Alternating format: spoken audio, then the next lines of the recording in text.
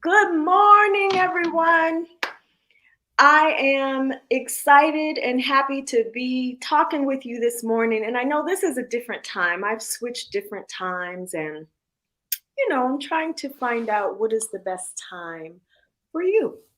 So, this morning we are talking about how and why health really and literally is a revolution, in particular for our community, for communities of color in general. So, what caught my attention was an event that was happening on July 5th, and that is no accident.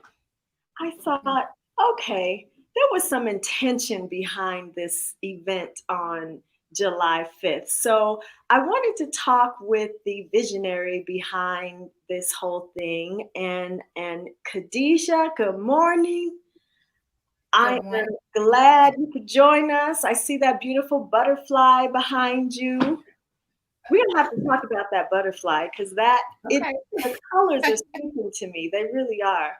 Oh, So please tell us who you are and tell us a little bit about this revolutionary event. okay. Well, I am Khadeshia Beam. I'm the creative visionary and founder of Akoma Bloom Wellness. For those of you who may not be familiar with the Dinka symbols, Akoma means heart, and it's in West African. And the heart is everything to me, right? When we step forward with our hearts and we're able to follow our hearts, that really impacts lasting change. And so, Embrace Me is about that. It is about going back to our hearts and using our hearts to connect with ourselves and community. Nice. And what inspired you to do this event now? Wow. So, several things. One, the current climate of the world. We are in a state of uproar, and change is being demanded once again, right? This is a Mhm. cycle that has continued over the years, where is racism inside of our system, and we have these structures inside of our government that we need to start dismantling. However, what really spoke to me, outside of just grieving the murders, was the response that we were having as a people to each other. Mhm. And I was seeing so many things that were being put out that were encouraging people to act and do and Mhm. do and do and do and act. And I felt lost inside of that in the beginning, What because do here I you was. do? What's the Say ask? What is the ask? What Right? what is what is the act, right? So I think my mind was there, and a lot of other people's minds were there, right? Mhm. And it was this feeling of just not being enough and doing enough inside of grieving. Right. You watch a video of someone being murdered, right? Because of the color of their skin. So you're dealing with that. The family is grieving, and then there's an uproar, and there's constant back and forth amongst the people. And it really spoke to me because I felt like it was a time for us to identify when we unify, Mhm. and also when we don't unify inside of tragedy. And Mm. I think that what further like propelled me to create the event is I saw something on yoga and race relations. Because in the midst of me not knowing what to do to be active, I was kind of losing my voice inside of what my mission is here. Just trying to Right. figure out, do you go out and protest? Do you do this? Do you do that? Do you hashtag Black Lives Matter? What do you do? What do you Right. do? Right. And none of it really resonated with me. So I saw this yoga and race relations seminar, and that brought me back to my center. It brought me back to my purpose, which is to help people heal through my healing. Mm. And, seeing Tyrone Beverly on that call, and him having the voice and courage to be able to speak to so much of what goes on, um, in our yoga community, quote unquote yoga community, right? One of the things he said inside of that is, I feel like there is not a yoga community. And that was so powerful to me, because there's segregation inside of our spiritual practices and our healing. The things that are Exactly. supposed to unite us are tearing us apart. Exactly. Exactly. And I love that you said that because I don't know can't really make a movement start, and you can't necessarily determine the twists and turns that it's going to take. But one thing that I know, and I'm sure that you know this too, is that has got to come into the healthcare and health and wellness spaces, because Yes. we have really suffered that. It's actually part of the reason we have such a higher rate of death with this pandemic, right? Absolutely. Because of the Absolutely. inequality in those spaces. So let me tell you, I saw your ad for this event. By the way, tell me the name of it, because what's It the name is of it? called Embrace Me. The name of the event is called Embrace Me, and it's a free event. Yes. Okay. So I saw the ad, and I saw that Tyrone Beverly was involved, and I said, okay, all right, let me I'm find so out.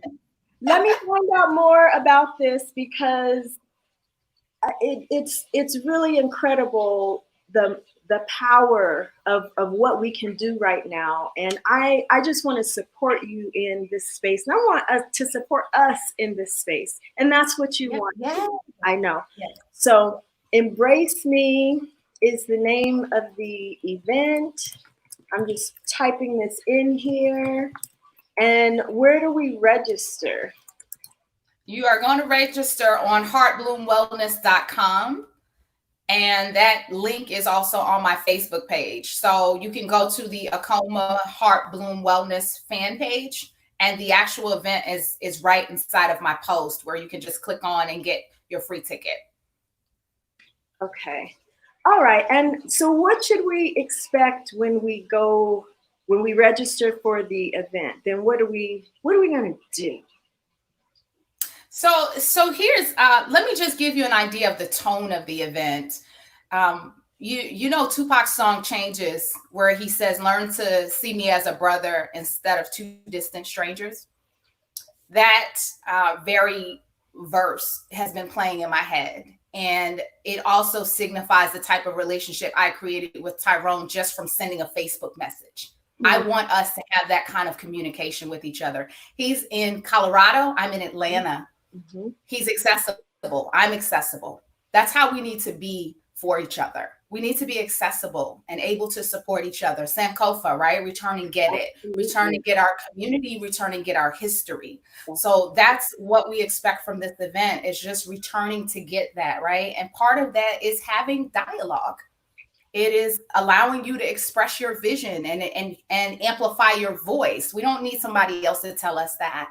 We can do that in our own spaces with one another. Mm-hmm. And it's really sitting there listening and not saying, because I don't believe in the way that you are approaching your mission, you're a sellout, or you're not Black enough, or you're not doing enough. Mm-hmm. It's really understanding that each of us have unique experiences and goals and desires. And what we need to remember inside of that is, come back and get me. Yes, yes, yes. I got off tangent, but yoga and meditation is also that has been on my. What'd you say, Katrina? What'd you say? Say it again. I was saying I got off a little tangent on the dialogue. Yoga and meditation is also involved. We are actually start with the practice. We start with the practice and we end with the dialogue, because we want to open our hearts and minds for what we're going to be talking about. Okay, so we're going to get to move.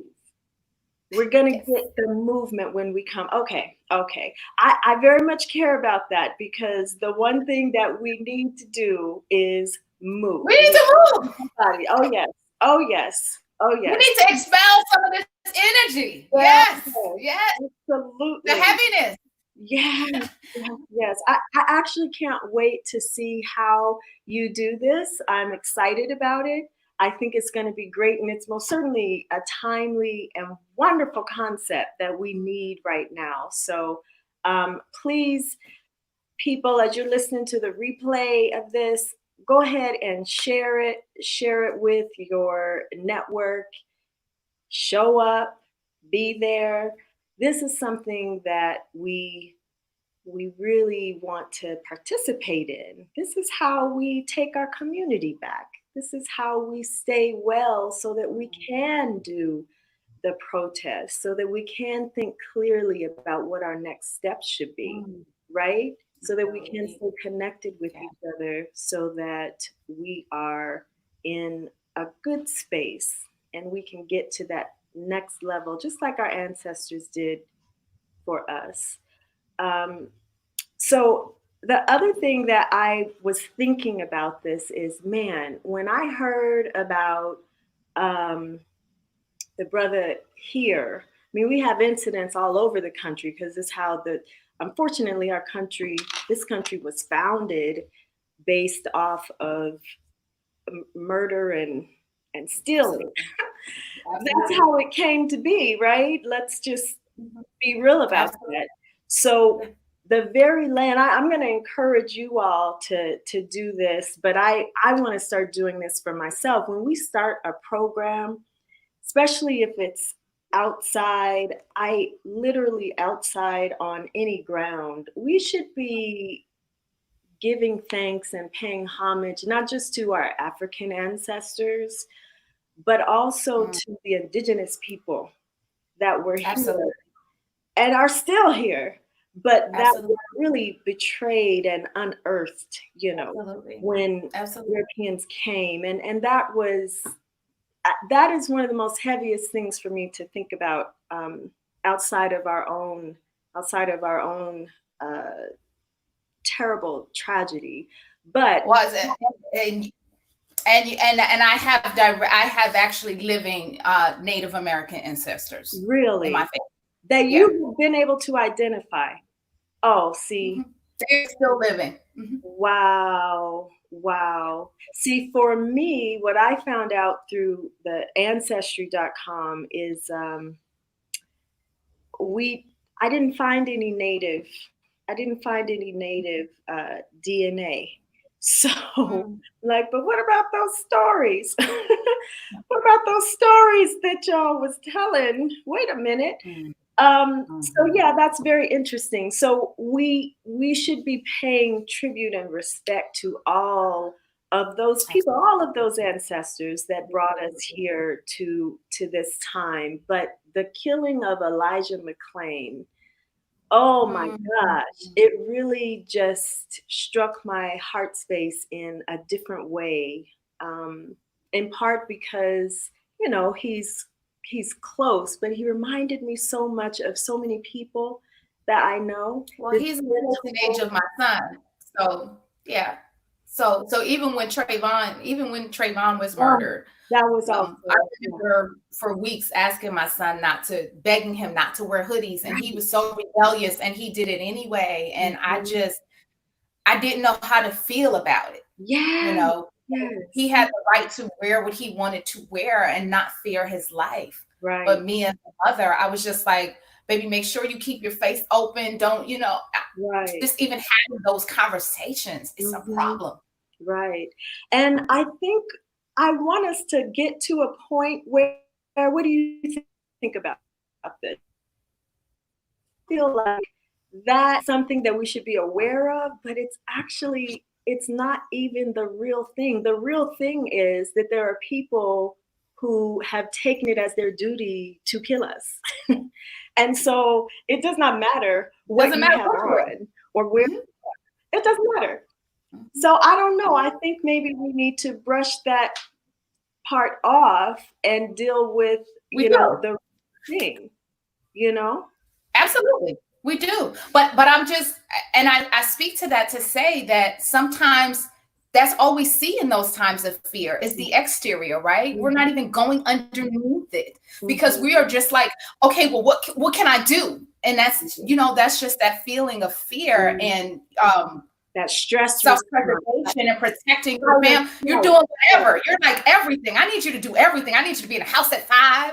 I need you to study this. I need you to, you're just doing every kind of preventative measure that you think would keep your baby around. Right. And why do we even have to think like that? I know it's torturous. It really is. So what do you do to keep yourself well when you get up in the morning or when you go to bed, whatever your ritual is? What do you do on a daily that helps your heart to stay well? I have to, so particularly times when what I do no matter what is I pause. I Mm, pause, and it sounds simple. It sounds maybe not even, transformative, but it really is. I stop and I just feel myself every morning. And I give thanks for my life. I give thanks for my life. I take a moment and I close my eyes, and I don't even focus on any intense breathing. I just mm, feel my life. And wow. I think that's so important to just get up like that before checking your email, checking your phone. Just get up and feel yourself. Can you check in with yourself and ask, how am I doing right now? Mm, And sit with that, right? It doesn't always have to be you doing fabulous, but can you sit with it? Can you sit with yourself in the same way that you want to be loved? Can you sit with yourself when it's hard? Can you sit with yourself when you feel heavy, when you're not mm, feeling 100%, when your mm, emotions are an overload? Can we sit with that? And as hard as it is, I realize that that is where the transformation takes place. When you realize that the ultimate goal is not necessarily joy, it's about being able to move through everything, to feel everything, and to still keep yourself inside of that. And mm, so I'm getting up, I'm closing my eyes, and if I really feel disconnected, I have to put my hand on my heart, each one. I mm, just have to. And I mm, have to just sit with that. And I have to be reminded that, yeah, the world outside is not perfect around me, but I got a responsibility to this inner world. And that is going to shift that outer world. You just said so much. You said so much right there. First of all, the inner world. The inner world. I love that. The inner world is what shifts the outer world. Oh, well, you got an amen from me on that. And just sitting with it because things aren't always okay. And we don't have to put on a fake smile, but we No. do still have to protect our joy, protect our hearts. And I love what you just said. Wow. I'm gonna sit with that. I'm gonna sit with that. I love when people say things that you could put on a poster. The inner world affects the outer world. And that is what we're dealing with right now. We're dealing with a lot of trauma and things that are leaning on our inside spaces. And we do need Yes. something physical to help combat that. And Yep. once again, heartbloomwellness.com. You can register for Embrace Me. Oh, come on, embrace Come on and give me. yourself a hug with me, Katrina. Let's go. Hugs. Oh, yes. Embrace And me. I'm sending you one through the computer. Okay, come on, let's do Embrace it. me. Bring it in. Bring it in. Bring it in. We got to do that again. Come on. Come on, let's go. Come on. Oh, yes. There we go. There we go. Mm.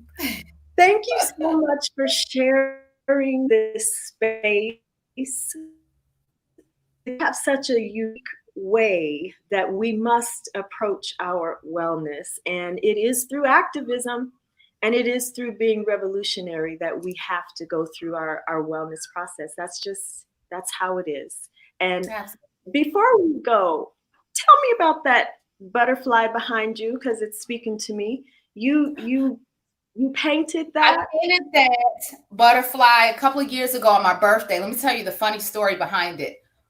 We were at you know how you go to the sip and paints, Oh and yeah. the goal was to paint a dragonfly.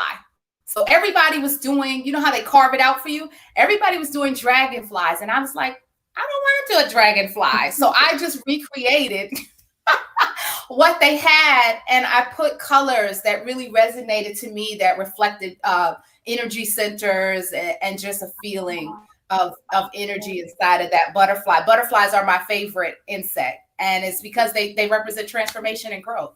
And it's also on my logo if you've seen it. So yeah, so it's a big part of that, the heart and change, right? So yeah, when we allow ourselves to change and transition, our heart expands. And it's not that Absolutely. we lose ourselves, right? But we're growing inside of that change. Yeah.